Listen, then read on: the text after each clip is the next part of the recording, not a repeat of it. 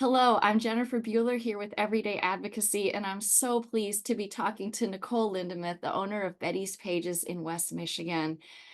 I had the opportunity to meet Nicole sort of from a distance. She was recognized with an award last November at the Allen Breakfast at the National Council of Teachers of English annual convention. And this award is called the Königsberg Award, and it's presented annually to an individual who has acted in selfless advocacy of marginalized youth through the creation, teaching, funding, or other form of promotion of young adult literature. So Nicole gave a speech that morning that still resonates with me today. The very first line of the speech was, "I've never liked being told what to do." The best opening for a speech ever. So she goes on in this speech to talk about her life as a reader, the role of a fearless librarian, the role of books in her development, and what led her to open this bookstore. But since I'm still getting to know her, I thought I would ask you, Nicole, to introduce yourself to the Everyday Advocacy viewers and just tell us a little bit about your West Michigan bookstore, Betty's Pages. Yeah, so I am in Lowell, which is just outside of Grand Rapids. So we're about 3 hours from Chicago, 3 hours from Detroit. And we're a pretty small, very conservative kind of farm town. And when I opened my bookstore in February of 2020, yesterday was our 4-year anniversary. I had really no intention of being a troublemaker more than I just am in general. But I knew that I wanted to build a space that was going to be welcoming and inclusive, basically the bookstore that I needed when I was a kid. And then, of course, everything that happened in 2020, and I find it impossible to not speak out about things. And I kind of became a meeting place for like-minded people that like we were like, oh my gosh, I'm not alone. Like I'm not the only person in this community who believes in equality, who is queer, who has queer family members that I care about. And it just kind of became this really neat moment in time that I got to be in the right place at the right time to be this space for everybody. And just by being myself, which was really, really cool. And I grew up in the UP of Michigan, which is a very conservative area in the 90s. And so I was in the closet very, very far, had no idea even what bisexual was, had no language for it, and then moved to West Michigan, which is a different flavor of very conservative and had finally found the language, but was like, I'm not coming out of this closet. Like, it is not safe for me to do so. And so I kind of had that experience as a kid in small towns, in conservative towns. And so, yeah, the store kind of really grew out of my ambition to just be that space I needed when I was a kid. And we curate the store around that idea and we hold our events around that idea. And it just is kind of like our central focus as a store and as a community space. Mm. A couple other lines that I love in your speech. You said creating this bookstore, you wanted it echoing what you just said. You wanted it to be the space you needed as a kid, a place where you could have been challenged and pushed and kept safe all at the same time. And then you said, well, a space where I could have been authentically me, 100%. I guess it resonated with a few people. I guess it pissed a few people off. Depending on the day, I'll tell you which one I am more proud of. Mm-hmm. So, just to dig a little more into the kind of world that that bookstore is for people in West Michigan, maybe could you speak a little bit about um, how specifically it's resonating and also maybe Yeah. when it's pissed a few people off?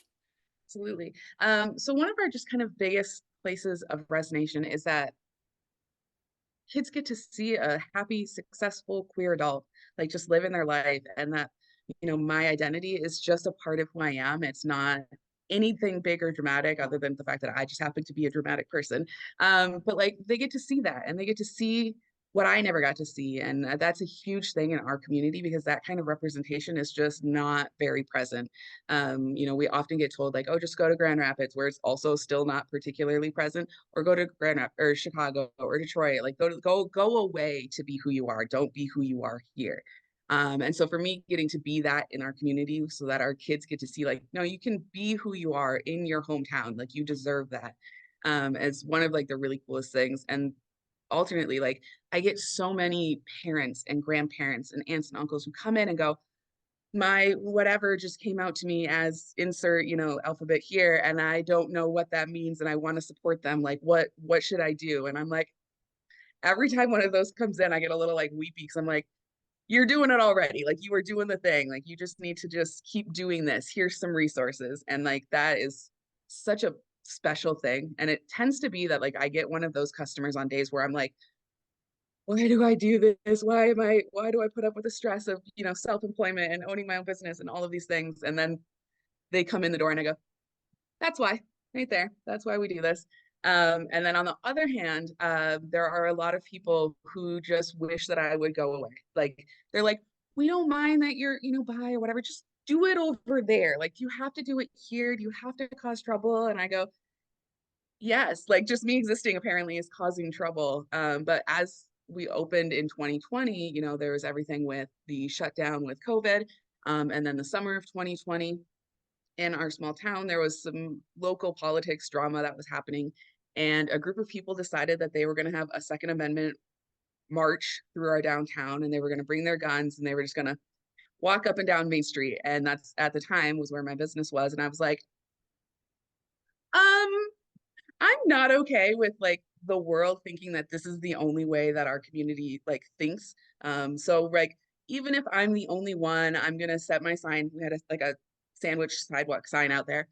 And I just wrote Black Lives Matter on it. And I just set it out there. And I was like, you're going to walk through my town with your guns and your Confederate flags. You're going to have to walk past my sign and acknowledge that at least one person here doesn't think the same way that you do. And from that, I found out that there were a lot of people who didn't think the same way that they did. And we got to kind of find each other. But because of that, it was kind of a lightning rod. And I was a very visible example of everything that they didn't like. And so my sign got vandalized. There was a lot of like online conspiracy theories about the things that I was doing, and that I have actually got like multiple conspiracy theories about me. One of which is that I own all the little free libraries in town and that I use them to disseminate, I don't know, books to people. And I was like, I mean, that's cool. I would love to take credit for that. Not actually mine, but cool. So yeah, it just is one of those things that it was that right time of again, where just like I was visible and people saw me and I was fine with that. Like I don't have children. I'm my own boss. Like I can say and do the things that I want. And it's a lot easier for me to take that kind of heat than it is for our teachers necessarily or the kids or anybody else in our community. And I'm like, I can do that. That's fine. Wow.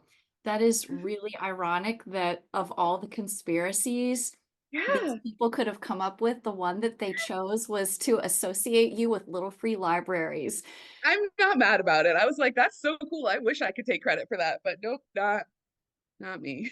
Well, that's actually a great connection to something I wanted to ask you, which is, of all the spaces you could have created for youth, for representation, for being an out by happy, successful woman, you chose a bookstore. So I'm interested in how the work of distributing books, making books available in a community connects to the moment of book bans and advocacy in general. So, what is it about books that is particularly powerful in your mission? Why is it books that's so Yeah, important to absolutely. you?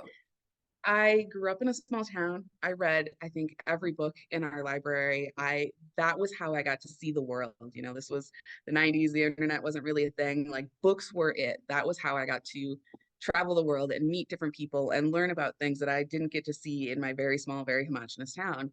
And I just grew this passion for reading. And I had that my whole life, and my family was amazing. And like we didn't have a bookstore in the town that I grew up in. So like, we would have to like make a trip to go to a bookstore, and that was like a big deal. And like they were super supportive of that. And they were always willing to like make sure I had books in my hands. And as I got older and I got to read like the things that I would choose to read and just explore the world, I never got to see myself, like fully see myself in a book. And so I was in my 30s before I finally had a book that I read that had a bisexual main character.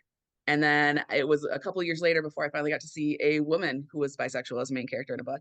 And it was even later that I finally saw a queer woman who was in a relationship with a cishet man, and it did nothing to negate her queerness. And I was like, is this what straight people feel all the time? Like, I feel so seen. And it was such a powerful moment. And for somebody who has seen a lot of my identity in books. I'm a white middle class woman.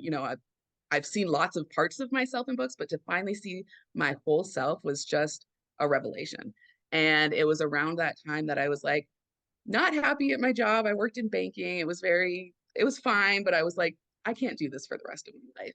And I started noodling an idea and I was like, what am I passionate about? Like, what do I want to share with people? And books, of course, were that thing. And getting a chance to find out what's out there in the book world and the just amazing representation that there is now. Like, we have a long way to go, but there is so much out there, especially in kids literature and YA. And I'm just every day, like, I will sit in our kids section and read picture books and just kind of like sigh and cry a little bit, thinking about like what it would have been like to have those if I had had them when I was a kid. And so like I just know the power of books and the power of fiction, especially to like change people. And I just was like, that's cool. I want to be a part of doing that. That's so great. A lot of teachers at this time in our society are under heat. Yeah. It's a really hard time to be a teacher, to be a librarian, to be a public servant. So I'm interested in advice, your thoughts on what advocacy can look like in other spaces, concrete things people can do to stay strong the way you are. I think that the biggest thing that I will often tell people is that none of us can all show up in the exact same way because we won't get anything done. Everybody has something different that they can bring to the table. And so I tell people in our community, like, it's okay if you don't have kids in the school system. You can still go to school board meetings and you can speak up. Like, it's okay if you're, not somebody who can go and speak up. You can write letters or call or, send emails to people. Like, there are different ways that are really tangible, not particularly hard things that people can do that makes a huge difference. I'm somebody who's kind of nerdy. I love going to city council meetings and school board meetings and all of those things because that's where all of the action happens. Like, people get all into like national politics, and yes, they're important, but like the stuff that affects your everyday life is happening on Monday nights at 7 o'clock at City Hall with 3 people in the room. Like, there's not a lot of people going to these meetings. So if you want to make a change and make a difference, show up to these meetings because you're going to be probably one of the few voices in the room. And that's really, really, really powerful.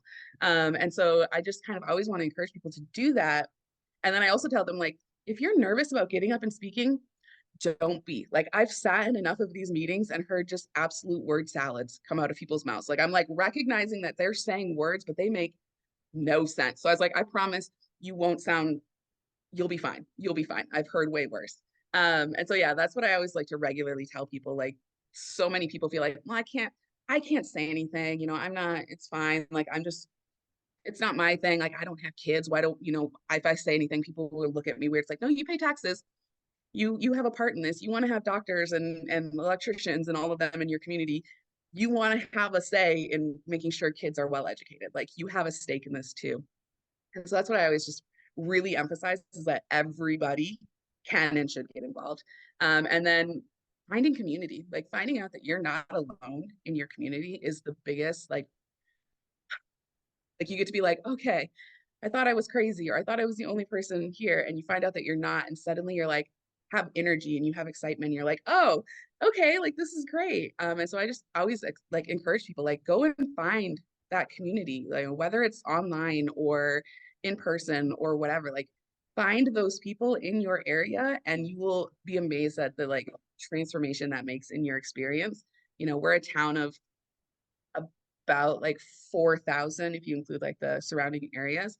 Um, and we had a Facebook group that started, in during the lockdown and ended up having about like 1,000 people in it who all kind of had this like different levels of openness, but we're like, oh, I thought, I just was keeping my head down so my Confederate flag waving neighbors wouldn't notice me. And it's like, no, there's lots of us. We're here. And so, yeah, even in the most conservative, small-minded feeling areas, you will find people, you will find community, and that is what like gets me through like most days. I love that. And I also really appreciate what you said about there's a lot of different ways to show up and be Yes. an advocate and do work that matters. You don't have to be on the front of a picket line to be Yeah. an impact I get person. so many people who see the things that I do, which is very front facing. I love public speaking. I don't mind, doing media outreach, all those things. Like, those are my strengths. And so that's why I do them. And they go, I can't do that. And I was like, you don't need to. Like, I got this. Like, I need somebody who can organize stuff or can be a details person and, can show appreciation to our teachers and like send them flowers or like organize, these different events. Like, that's not my strong suit. So, like, let's all pull a different oar and we'll get the boat where we want to go. That's wonderful. Um, Nicole, if people want to find out more about you or your store, where can we direct them? Yeah, absolutely. So our website has all of our links on it. So it's bettiespages.com and it's Betties, because it's way more fun to spell Betty's that way. And so, yeah, you can find us on all of the social medias, but our website is the easiest because then it links to everything else there. Or just come visit us in Lowell because it's a great place to visit. Last but not least, can you give the origin story to the name of the store? Absolutely. So Bettie Page was a pinup artist in the 50s and 60s, and I have just always really loved that kind of aesthetic and that vibe. And I love a good pun. So when I was trying to think of a name for the bookstore, I'm terrible at naming things. So it was actually a friend of mine who was like, Betty's Pages, play off the pinup style and then a pun with the pages. And I was like, genius, done. So yep, that's where it came from. Oh, that's wonderful. Thank Mhm. you so much for Yeah, making time in your day as an absolutely. independent business owner to talk to me and share your story with our viewers. I hope I'll get to talk to you again. I really admire what you're Absolutely. doing. Thank you. All right. Thank you. Have a great day. Thanks. Bye.